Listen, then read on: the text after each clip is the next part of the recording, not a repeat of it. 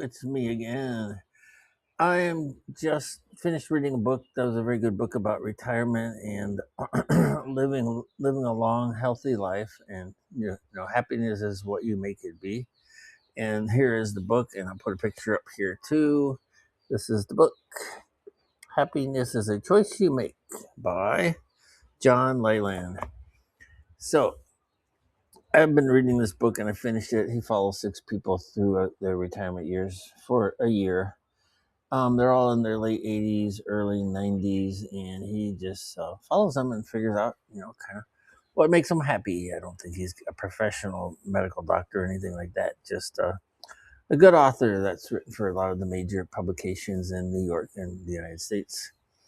So one part of the book, and I'll review it right now, is the American healthcare system. And, why did I come to Isan? It's, to be happy, I want to have a good retirement. So I'm kind of reading a few books about that subject and thinking about it here and then. One thing about the Thai people, and especially in Isan, they don't worry about things that haven't happened yet, which is great. They don't worry about the past. They're very excellent living in the moment. I think it comes from the Buddhist philosophy. I don't even call Buddhism a religion because there really is no God. And, mankind believes in like 2,000 gods currently. It's believed there were tens and thousands of gods in history. Now, if I was to pick a god, I'd pick Zeus to be my god. But anyhow, so Buddhism, it seems to me, they live in the present, which I think is excellent because you don't worry about the past or the future. You're enjoying the moment. And there's something to be said for enjoying the moment. I mean, just being with your family, just being with your friends. One person in the book, he followed six people that were very elderly, and one said he never wants to eat alone. He always looks to share his food with someone else because he loves being in the present. He loves sharing. And another video I talked about gratitude. Gratitude really, it sends out the positive chemicals throughout your brain to stimulate happiness and satisfaction. And I tend to believe when you're happy, when you're relaxed, when you feel good about things, I think it keeps disease away. Your body is just, to me, I'm not a medical doctor or anything like that, but it just seems to me, this is my opinion, that your body's kind of charged with good feelings, good chemicals, good endorphins, that it seems to keep, most, bad diseases at bay. I don't know if it's perfectly that way or not. Happy people, I guess, get cancer and everything else too. But I'm looking around Nissan and I'm seeing, a lot of these older people in their 70s, 80s, 90s, they're out working on the damn rice field. And my girlfriend bought, okay, this is related to the book. I'll get to that in a second. But my girlfriend bought 9 rye, and she leveled it out, tore it all up, built a platform for a house, but she's built a garden area, some canals around 2 sides of it, left a rice field, about 4 rye in the back. It's a really nice plot of land, but she's invited the neighbors to plant grass, and they go out and work.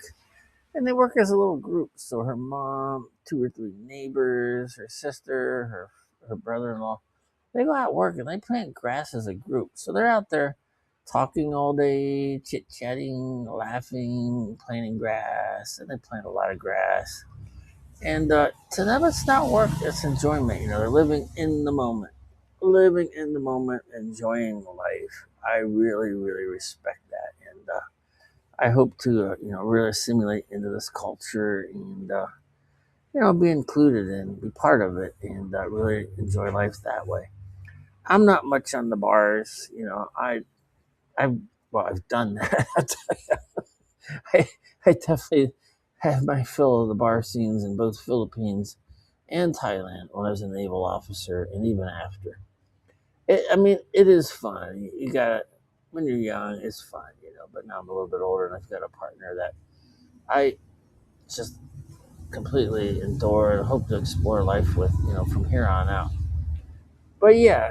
So, living in the moment, with, friends and family that count, that you can count on, they can count on you, is really, really enjoyable. I think it extends your life, actually. So, but anyhow, the part of the book I just want to talk about and what this video should be about is about our medical system in the United States. And I don't know exactly what the philosophy of medical system here is in Thailand, but I suspect it's quite different.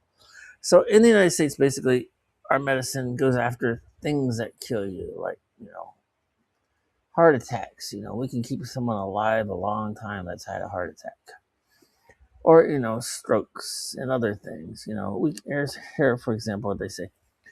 This Dr. Gruenberg argued that we should view healthcare as a force, like a pathogen, which reduces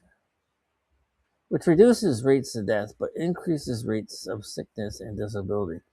The system's priorities are twisted, Gruenberg believed, because it was preoccupied with extending life, not health. So his idea is, we're really good at making people live longer, but they live with chronic diseases that are painful and really are not enjoyable to live with.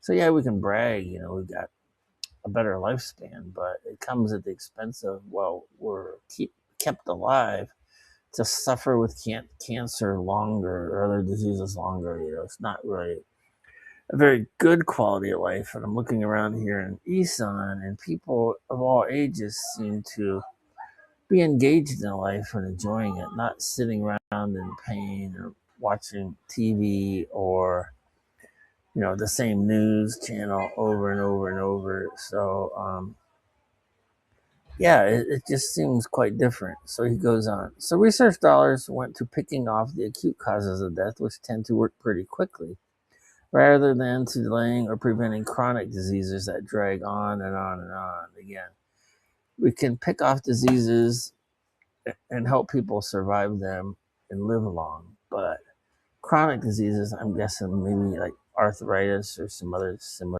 diseases that don't really kill you, but they really impact your quality of life. We're not so good. Car, it's the village. The car went by, so forgive me. I've got my microphone on and everything, but some noises here in the village. Yes, I'm in a small village right now. It's about maybe 500 houses, maybe 1,500 people.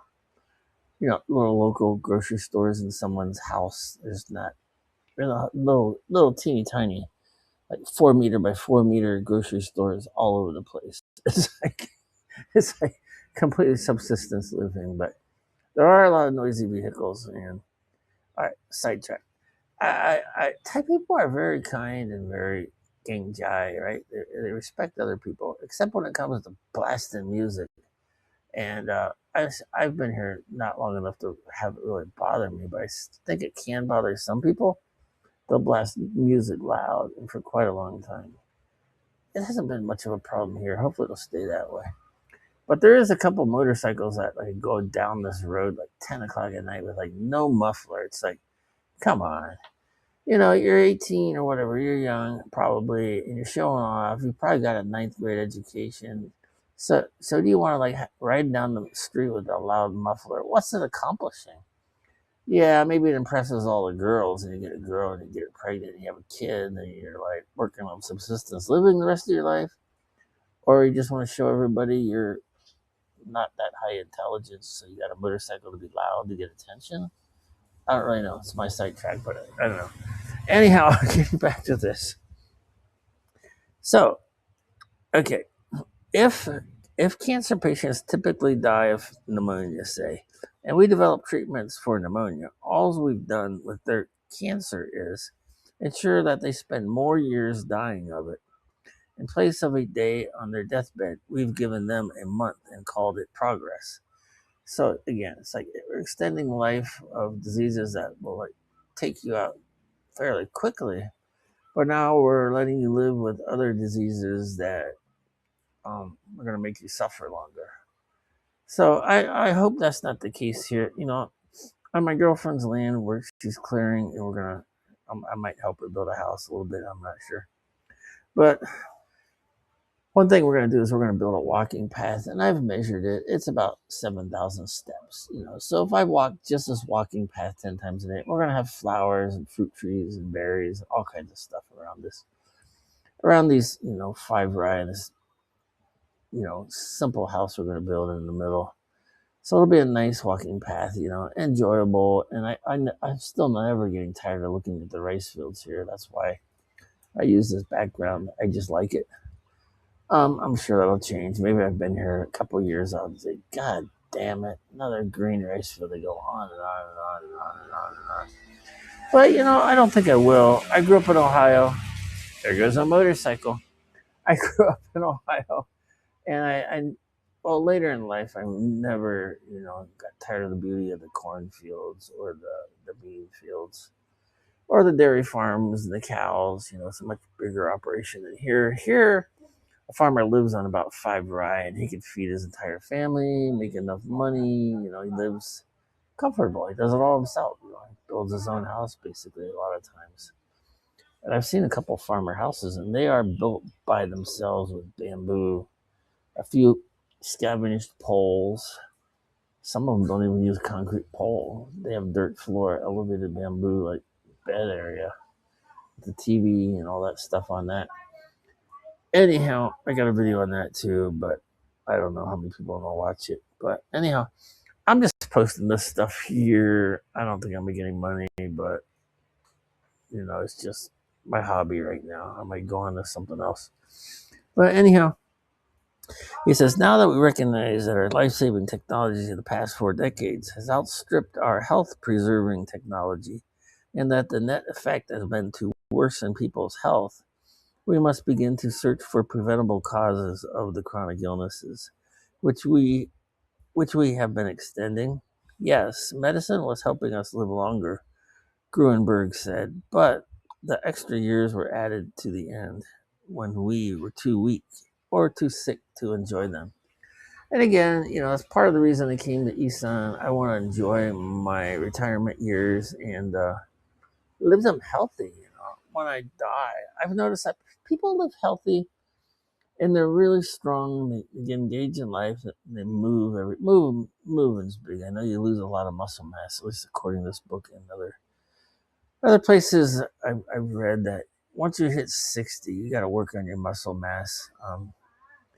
So yeah, you want to be healthy and you want to live long. But I've noticed if you tend to be healthy and live long and be active and move, that when it is time for you to go, it seems fairly quick and painless. Like in your 90s or 80s. It doesn't drag out. I mean, it just seems like a natural death. That's kind of what I noticed. Maybe I'm wrong. But that's what I would like for myself. I want to travel. I really, really, really like to travel. So I want to be strong. I walk every day. I try to do some, free weightlifting. I should do more, but yeah, I don't want to do like this book says. This book is saying, a lot of our elderly, yeah, we cure things that kill them, but they just live with chronic diseases and really don't enjoy life. And yeah, assisted suicide's a whole other thing, but that's not really a thing here from what I can tell. But yeah, so yeah, here I am in Isan. Yeah, if you want to enjoy my journey and care about anything I think about or want to engage in any thoughts, I'm all ears. Put a message in or whatever, or like and subscribe. So yeah. So that's where I'm at, and that's the finish of my review of this book. I'm not going to do any more time on it, but I've got some other books I want to read.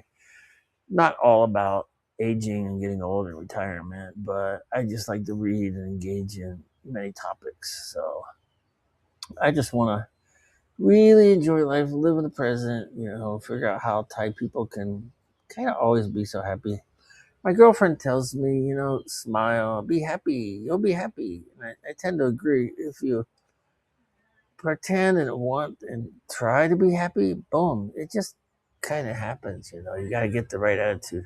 I had a big sign in my house. My son sometimes went to school with a bad attitude, so I made a big sign and hung it on the door going into the garage. If whether you have a good day or a bad day depends on your attitude. And that sign stayed up from when he was age, I don't know, 8. until he finished high school, and then he was accepted to 3 Ivy League schools, including West Point University, Harvard, and Yale. And of course, he picked West Point, and he wanted to do rocket science, and that's what he's doing now. But yeah, so have a good attitude. I taught that to my son early, and it's the same here at Isan. Everybody has a good attitude. Nobody wants to lose face, rock the boat, or cause trouble or make anybody feel bad. So anyhow, that's what I'm learning. Only been here 3 months. I've been here many, many, many other times, but there you go. Thoughts from Sabai Guy, or Rob, if you want to know my first name. All right. Yeah, I'll let it go there. I've got lots of thoughts, but I don't want to ramble. Okay, hopefully you took something out of this video that you enjoyed. If you did, please like and subscribe. Okay, bye-bye. Over now. Sawadee Cup.